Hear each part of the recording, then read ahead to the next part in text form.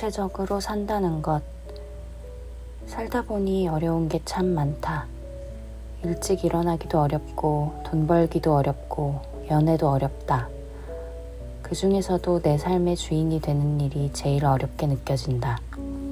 소설 제인 에어 속에서 우리는 시대와 환경이 허락하지 않더라도 자신이 삶의 주체임을 끝끝내 잊지 않은 한 여성, 제인 에어를 만날 수 있다. 초반부에 펼쳐지는 제인의 기구한 가정 환경에 대해 알아가다 보면 자연스럽게 제인의 편에서 이야기를 읽게 된다. 어린 제인 에어의 삶, 불쌍해도 너무 불쌍하다.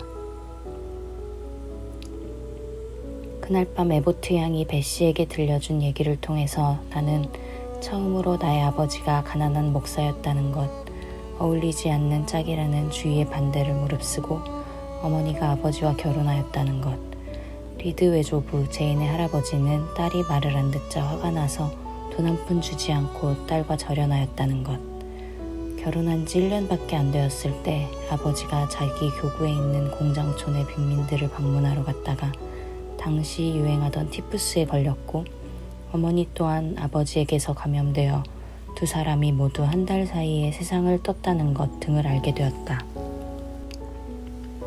제인을 불쌍히 여겨 거둬주었던 리드 외숙마저 돌아가신 후 제인은 리드 집안의 이익에 도움이 되지도 못하고 그들의 즐거움을 더해주지도 못하는 무용지물이었고 그들의 취급에 노여움의 싹을, 그들의 판단에 경멸의 싹을 안겨주는 해로운 존재 취급을 받는다.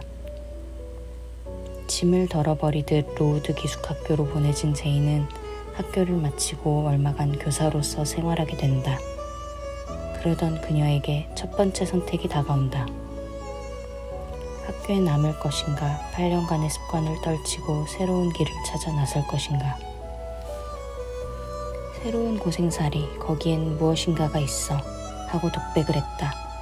무엇인가 있다는 걸 나도 알아. 왜냐하면 그다지 구미를 당기는 말로는 들리지 않으니까. 자윤이 흥분이니 쾌락이니 하는 말과는 다르다. 이런 말은 참으로 즐겁게 들린다. 하지만 나에겐 공허한 이야기에 불과하다. 하지만 고생살이, 이것은 실제로 존재하는 일일 것이다. 내가 이제 원하는 것은 어디 다른 곳에서 봉사하는 것이다. 그만한 일쯤을 자기 마음대로 할 수 없단 말인가? 이것쯤은 실행할 수 있는 게 아닌가? 할 수 있어. 할 수 있고 말고.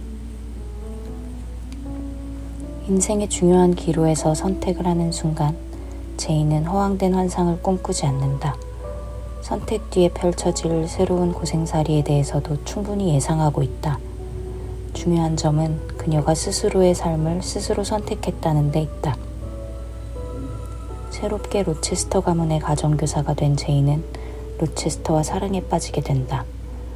그의 청혼을 받고 결혼식을 올리는 극적인 장면에서 로체스터 집안에 감금되어 살고 있는 광인이 바로 그녀의 부인이라는 사실을 알아낸다. 후에 로체스터의 이야기를 듣고 그를 용서하면서도 제인은 그를 떠나기로 결심한다. 진정으로 사랑하고 용서까지 한 마당에 사랑하는 사람과의 안락한 삶을 뿌리치고 떠나는 이유는 무엇일까? 그것이 옳은 길이기 때문이다. 그러나 지금 당장 아주 영원히 그의 곁을 떠난다는 건 참을 수 없는 일이야. 난 그럴 수가 없어. 그러나 그때 내 내심의 소리는 너는 그렇게 할 수가 있고 또 그렇게 하게 되리라고 단언했다. 나는 자신의 결심과 씨름했다. 나는 내 앞길에 놓여있는 이보다도 더 무서운 고난을 피할 수 있도록 차라리 약해지고 싶었다. 제인은 위인전에 나오는 대단한 위인이 아니다. 우리와 비슷한 지극히 인간적인 인물이었기 때문에 이러한 선택엔 가슴 속에서 쥐어짜낸 것과 같은 눈물과 슬픔이 함께했다. 과감하게 집도 절도 없이 로체스터 저택을 나온 제인은 방황 끝에 리버스 목사 집안 사람들에게 구조된다. 그곳에서 세인트 존이라는 인물을 만나게 되는데 그는 제인에게 자신과 결혼 후 인도로 가 봉사활동을 하자고 제안한다. 또다시 선택의 기로에 선 제인, 다시 한번 자신의 마음의 소리에 귀 기울인다. 그렇다면 그의 요구에 동의하는 것은 가능하다. 단 한 가지 조건, 한 가지 무서운 조건만 아니라면. 그것은 그가 나보고 자기 아내가 되어달라는 것이다. 그는 병사가 좋은 무기를 존중하듯이 나를 존중할 뿐이다. 그것뿐이다. 그러나 그에게 그 계산대로 일을 진행시켜 냉정하게 계획을 실행에 옮기게 하여 결혼식을 올리도록 하는 것이 내게 가능할까? 그에게서 결혼 반지를 받고 가장 중요한 혼이 빠져있는 것을 알면서도 모든 사랑의 형식은 견뎌낼 수 있을까?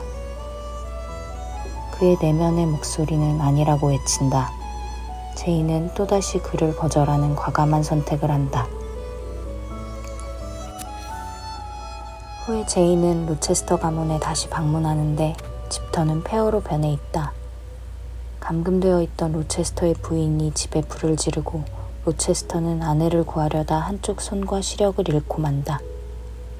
불구가 된 로체스터를 찾은 제이는 큰 희생이 뒤따를 것임을 알지만 기꺼이 그와 함께하기로 선택한다.